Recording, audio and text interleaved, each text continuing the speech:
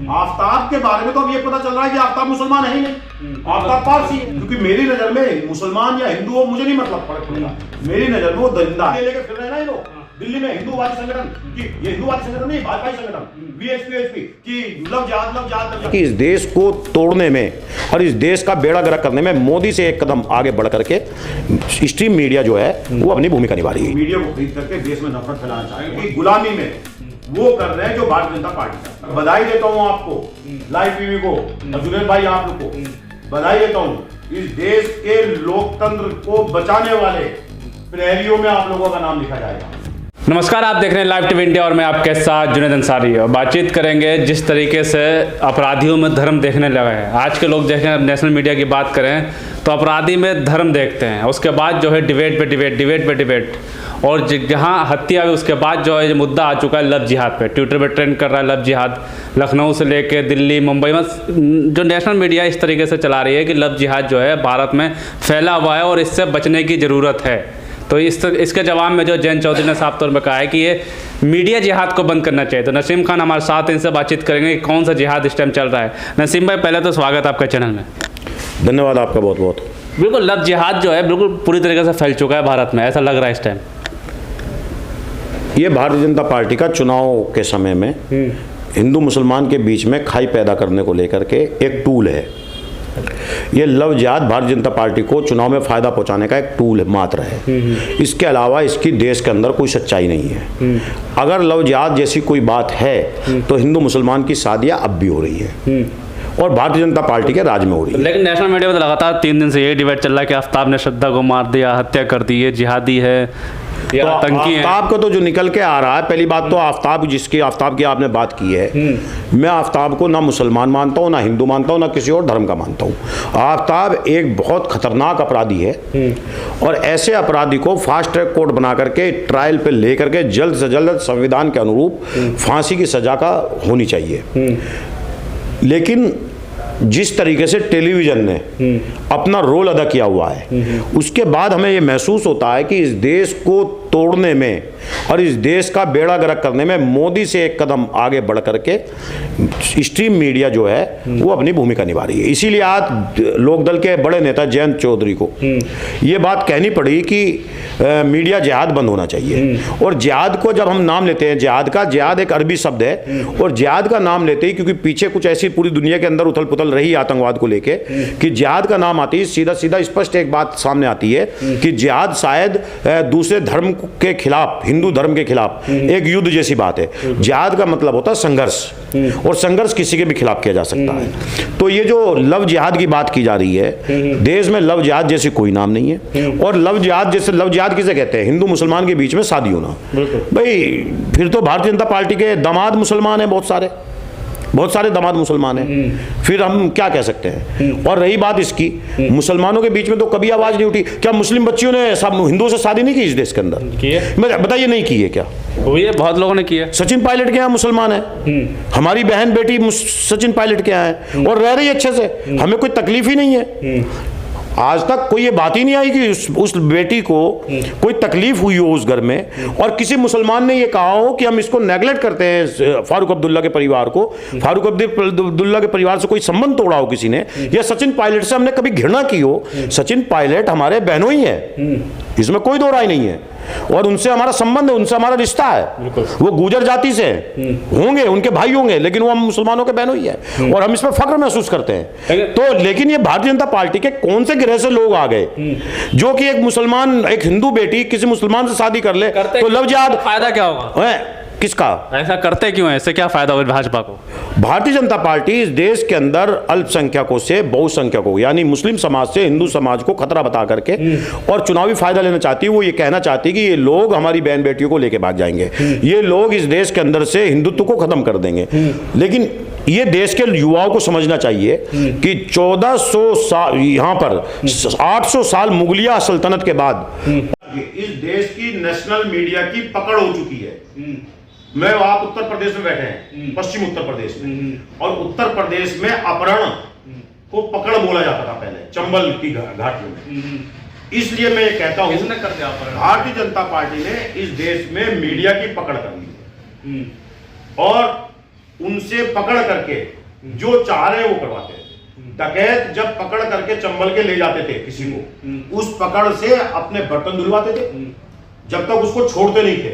कोई छुड़ा के नहीं जाता था, कोई आजादी नहीं कराता था, उसकी रकम नहीं देके जाता था, तो कपड़े धुलवाते थे, उससे जो है झाड़ू लगवाते थे, उससे खाना बनवाते थे, उससे अपने पैर दबवाते थे। इस टाइम भारत की स्ट्रीम मीडिया की भारतीय जनता पार्टी पकड़ कर चुकी है, और उस पकड़ के एवज में वो उसकी गुलामी में वो कर रहे हैं जो भारतीय जनता पार्टी चाहती है। और दूसरी चीज, ये जितना प्रोग्राम चल रहा है मीडिया के ऊपर, ये सारा प्रोग्राम मीडिया का, स्ट्रीम मीडिया का अपना नहीं है, ये केंद्र सरकार की तरफ से बाकायदा आरएसएस का एक आदमी ब्लूनी है कोई, वो अपॉइंट है, वो सारी रिपोर्ट सुबह से शाम तक क्या चलाना है वो तय करती है सरकार के लोग कि आपको ये चलाना है। कल मैं बताते हैं क्या, क्योंकि हेडिंग डाल रही है, बिल्कुल टोटल हेडिंग नहीं, दिल्ली से लखनऊ से जिहाद कौन है चल रहा, मैं कह रहा हूं हेडिंग नहीं, ये जो रिपोर्ट बनाते हैं कि रिपोर्ट देखिए, अच्छा, दंगल चालू होने वाला है, रुबीना लियाकत के साथ मास्टर स्ट्रोक, सुनील चौधरी के साथ ब्लैक एंड व्हाइट, और पहले एक रिपोर्ट देखिए, वो रिपोर्ट तक केंद्र सरकार बना करके भेजती है, क्या चलाना है क्या दिखाना है। और एक चीज और मैं कहता हूं जो मैंने नोट की है, आपके यूट्यूब चैनल पे कह रहा हूं, और बधाई देता हूं आपको, लाइव टीवी को और जुनेद भाई आप लोग को बधाई देता हूं, इस देश के लोकतंत्र को बचाने वाले प्रहरियों में आप लोगों का नाम लिखा जाएगा, आप लोगों का नाम, आप जो जंग और संघर्ष उन तानाशाहों से कर रहे हैं जो कि लोगों को जिंदा नहीं छोड़ते हैं अपने दुश्मनों को, और आप लोग उनके खिलाफ लड़ रहे हैं, और पहरा आपके ऊपर बैठा हुआ है। मैं अभी कुछ पब्लिक स्पेस में जाता हूं, मैं अभी राजीव गांधी कैंसर इंस्टीट्यूट में था, तो एक ही हॉल के अंदर 2 टीवी लगे हुए अगल बगल, और दोनों टेलीविजन पे जो पहले कभी नहीं चलते हुए देखा मैंने, टोटल न्यूज चलती है, एक तरफ आज तक चल रहा है, एक तरफ जी न्यूज, श्रद्धा और आफ्ताब वहां चल रहे हैं। ये कहीं ना कहीं केंद्र सरकार की तरफ से इशारा है पब्लिक प्लेस पे लगे हुए टेलीविजनों को कि आप न्यूज चलाएं, और न्यूज पे वो चलता है जो वो दिखाना चाहते हैं। इसका समाज में क्या फर्क पड़ेगा दिन भर जब श्रद्धा, मतलब जिहाद, जल्लाद, ये सब चीजें चल रही, समाज में नफरत फैली, और इसी नफरत को मिटाने के लिए देखिए, ये बात जब देश के बचाने वाले लोगों के बीच में जाएगी कि देश को नफरत में बांट करके देश को तोड़ना चाहते हैं कुछ लोग, जब ये बात देश को बचाने वाले लोगों के बीच में जाएगी, देश को अंग्रेजों से आजाद कराने वाले लोगों के बीच में जाएगी, उनके खून के बीच में जाएगी, तब जाकर के एक लड़का कन्याकुमारी से कश्मीर तक 3700 किलोमीटर की पद यात्रा करने की ठानता है, और वो पद यात्रा आज भारतीय जनता पार्टी हंस दे और मजाक मुखौल बना दे संदीप पात्रा उस पद यात्रा की, लेकिन मैं जो हंस रहे हैं संदीप पात्रा हो, चाहे वो इनके कोई भी प्रवक्ता हो, चाहे वो नरेंद्र मोदी हो, चाहे अमित शाह हो, चाहे फडणवीस हो, मैं चैलेंज देता हूं 10 किलोमीटर 5 दिन चल के दिखाते, एक दिन चल के दिखा दे 10 किलोमीटर। वो लड़का पिछले 3 महीने से इस देश को बचाने के लिए, और इसी नफरत को जो श्रद्धा और आफ्ताब के दिखा करके पूरे दिन हिंदू मुसलमान का अपराधी को उसके धर्म से पहचान कराने की बात जो कर रहे हैं, उसको ही तो हम कहते हैं देश टूट रहा है। देश जमीन से नहीं टूट रहा है जुनेद भाई की जमीन टूट रही है, देश जो टूट रहा है वो ये टूट रहा है कि महंगाई से देश टूट रहा है। देश साथ जब टूटता है जब समानता नहीं, एक दूसरे के बीच में खाई पैदा तो ऐसे घटना, इतनी खतरनाक घटना तो पहली बार ही होगी जो इतना मीडिया दिखा रही है, पहली बार का हुई है। आपको सुशील साहनी का नहीं पता, सुशील शर्मा का जो नैना सानी मारी थी, तंदूर कांड पता है? 35 टुकड़े करके तंदूर में जलाया गया था, ये नहीं सुनता। एक देहरादून का भी एक कांड, एक देहरादून का कांड है, देहरादून का कांड है। उसने अपनी पत्नी को 75 टुकड़ों में करके 35 काली पन्नियों में जंगल में फेंका था। राजेश गुलाटी नाम था उसका, अनुपमा गुलाटी उसकी बीवी। वे तो दोनों हिंदू थे, लेकिन वे दोनों हिंदू नहीं थे। कोई धर्म, हिंदू धर्म कभी नहीं कहता। राम ने तो सभी के झूठे पैर खाए हैं। बिल्कुल, राम ने तो रावण को माफ करने पे आ गए थे। राम तो एक बार बिल्कुल उन्होंने कहा नहीं आप ये गलत कर रहे हो। राम तो ऐसे व्यक्ति जो हिंदू धर्म के जो मेन महापुरुष है, महामानव है राम, भगवान राम और कृष्ण, उन्होंने तो पांडव कौरवों को हर मौका दिया और ये कहा एक गांव दे दो। भाई ये तो हिंदू धर्म तो माफ करने का धर्म है। आपने बिल्कुल सही कहा कि ये जो अपराधी होते हैं अपराधी अपराधी है कि धर्म मैंने नहीं है। सुशील शर्मा का नाम लिया, और मैंने जो है राजेश गुलाटी का नाम लिया, ये हिंदू नहीं थे। आफ्ताब के बारे में तो अब ये पता चल रहा है कि आफ्ताब मुसलमान है ही नहीं, आफ्ताब पारसी है। चल रहा है पुणे वाला नाम। हाँ, पुणे वाला, उसके बाप का नाम क्या है, शायद कुछ निरंजन है, सामने लगा हुआ है। लेकिन मैंने उसको छानबीन करने के लिए इसलिए कोशिश नहीं की क्योंकि मेरी नजर में मुसलमान या हिंदू हो मुझे नहीं मतलब फर्क पड़ता। मेरी नजर में वो दरिंदा है, एक महिला का अपमान करने वाला, महिला के साथ जघन्य वारदात करने वाला, उसके टुकड़े टुकड़े काट कर करके जंगल में फेंकने वाला अपराधी है। तो ऐसे अपराधी को फास्ट ट्रैक कोर्ट ट्रायल पे ला करके उसको जो है जल्द से जल्द फांसी की सजा दी जानी चाहिए। और अभी निर्भया के साथ हुआ था, वो कौन थे? वो मुसलमान थे क्या? बताइए, मुसलमान थे क्या? आज ही यूपी के अंदर एक औरत जिसके साथ बलात्कार हुआ, वो उस हिंदू थे बलात्कार करने वाले, और उसने अपने सुसाइड आत्महत्या की है, उसको न्याय नहीं मिला है। बताइए मुझे कौन थे ये लोग? इतने गाजियाबाद में बलात्कार हुए हैं, यहाँ बलात्कार हुआ, देखिए दिखाई नहीं देता लगा। क्यों नहीं दिखाई देता? आप गाजियाबाद में बैठे हैं, मोदी नगर में एक केस हुआ था 3 साल की बच्ची के साथ, मुस्लिम बच्ची के साथ, एक दो बहन थी, दो बहन थी, एक तो भाग गई थी और एक पकड़ ली थी, और हिंदू लड़का था जिसने उसके साथ घिनौनी हरकत की थी, और वो लड़की मर भी गई थी। तो उसको तो मीडिया ने नहीं दिखाया। वो तो इतना खतरनाक कांड था, इसी के बराबर तो था।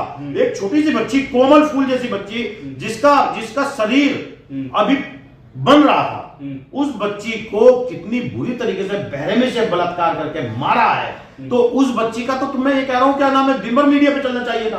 किसी मुसलमान ने मांग नहीं की कि इसको मीडिया पे चलाओ, कोई मुसलमान नहीं था। मुसलमान ने कहा कि मुसलमान ने, हिंदू मुस्लिम कोई मुसलमान ने अगर जो यहाँ प्रदर्शन किया होगा कि हिंदुओं ने हमारे साथ ऐसा कर दिया, तख्ती आज जैसा तख्ती ले लेके फिर रहे हैं ना ये लोग दिल्ली में, हिंदूवादी संगठन की, ये हिंदूवादी संगठन नहीं, भाजपाई संगठन वीएचपी कि लव जिहाद लव जिहाद लव जिहाद, एक भी मुसलमान नहीं निकला, क्योंकि इस देश का मुसलमान इस देश के हिंदुओं से प्यार करता है, इस देश के संविधान से प्यार करता है, इस देश के महिलाओं से प्यार करता है। तो वो इस सब चीजों में बांटने में नहीं, चुनावी प्रोपेगेंडा तो नहीं तैयार कर रहा है ये सारा चुनावी प्रोपेगेंडा। मैं तो एक बात और कहता हूं, साहब देखो, साहब आपको इस बात को समझना पड़ेगा, ये सारी चीजें चुनाव के दौरान में होना, बड़े साजिशकर्ता लोग सरकार में बैठे हुए हैं, जो जिम्मेदारी मिली थी लीडर की देश चलाने की, ये लीडर नहीं, ये डीलर हैं।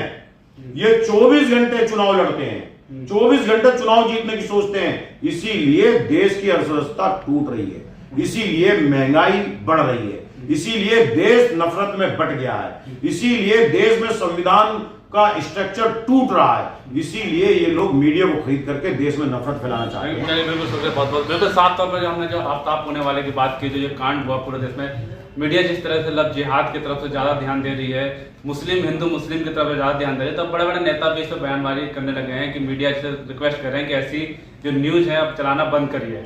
और साफ तौर पे हम, जैसे नसीम भाई ने कहा और ऐसे कई लोगों ने कहा, और मैं भी यही कहता हूँ कि अपराधी जो होता है सिर्फ अपराधी होता है, उसमें धर्म जाति या कुछ भी नहीं देखना चाहिए।